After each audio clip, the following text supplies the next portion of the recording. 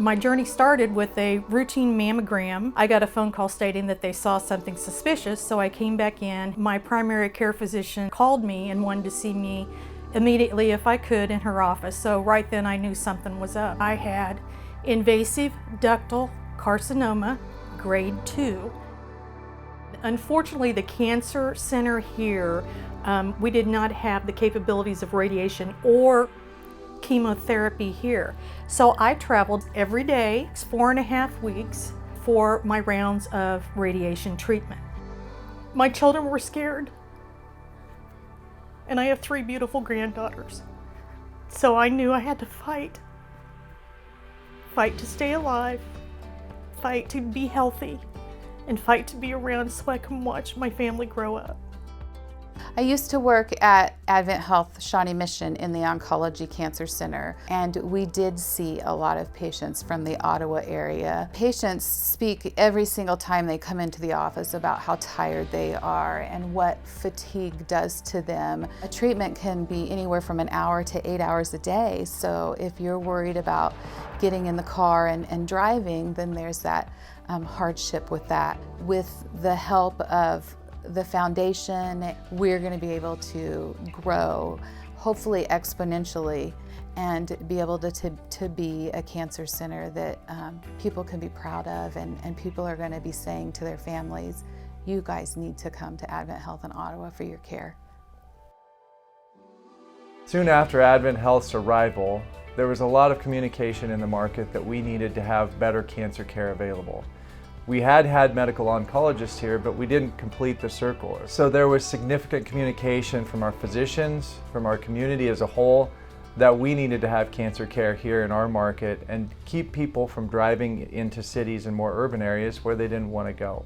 The role a pharmacy plays in a cancer program is really important. They mix high acuity medications, both for our emergency department, our surgery area, but also for our cancer center, chemotherapeutic agents that require special conditions in which those are prepared and those are put together.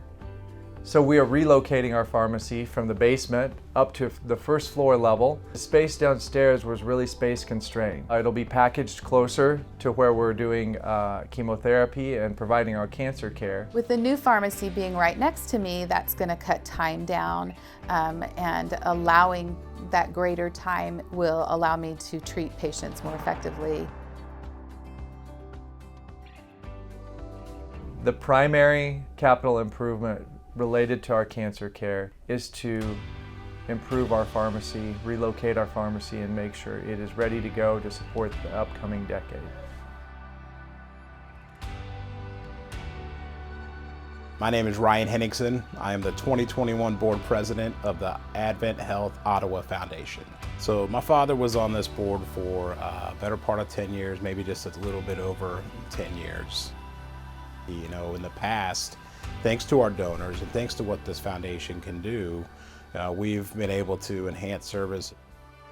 One of the reasons that I'm here talking to you today and serving as this board president is because my dad is no longer with us. He was unfortunately diagnosed with pancreatic cancer 10 years ago. And so that was a new experience for our family to go through. Most of his treatments and meetings, my mom was taking him out of town for all of those. And it wasn't too far, right? It's not too far to go up the road to Kansas City. But when you're dealing with that illness, and it's everything you can do to continue to focus on quality of life and trying to improve for both yourself and your family, it's just an extra stress. Dad used to always tell my brother and I when we were growing up, you know, leave things better than you found them, right? Continue to improve those things that you're involved with. I do believe that the original board's vision was to add resources and help the hospital.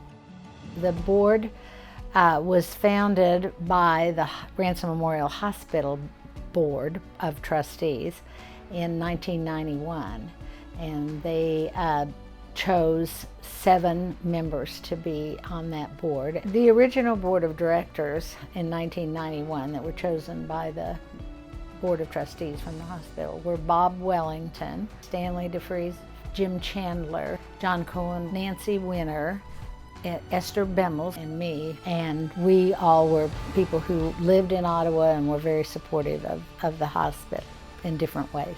But I do think that the people on the board are very energetic and are fulfilling the vision. We see what they were able to do to establish this and what it's grown to and what we hope it continues to become. Well, if I could say anything to the donors, it would be thank you, right? When I think of AdventHealth Ottawa Foundation, I envision us as the vehicle that gets these added resources, these added benefits to our local health services.